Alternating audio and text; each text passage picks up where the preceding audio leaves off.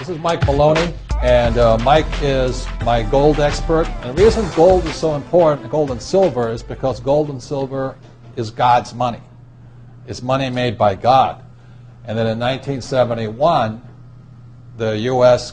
government, under President Nixon, took God's money and turned it into man-made money. Never in the history of the world, this is the thing, never in the history of the world has this ever happened. In 1971, the U.S. and Nixon convinced the entire world to replace gold and silver with paper money. This stuff. Cash is trash. So the reason we have so much volatility in the world today is historically, since the time of the Romans and the Greeks and the French and the English and the Germans, every time they have taken God's money, like silver here, and replaced it with man-made money, there's been economic volatility. Now the problem is, so the dollar is going to keep dropping. So one of the reasons I can predict what's going to happen is I can predict the dollar will keep dropping simply because the U.S. government and now the euro, the European central banks, are printing so much of this trash.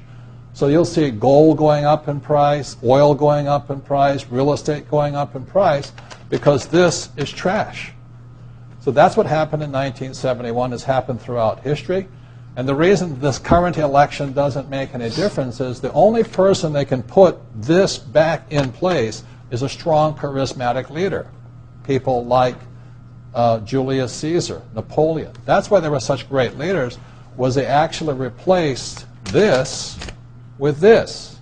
Unfortunately, we do not have that person among the candidates. I know Ron Paul, philosophically, I agree with him as closely as possible, but unfortunately I don't think Ron Paul has the chutzpah, as my Jewish friends would say, to change this whole thing. So there will be more this printed than ever before, which means the dollar keeps coming down and other things keep going up. And that's really what's going to happen.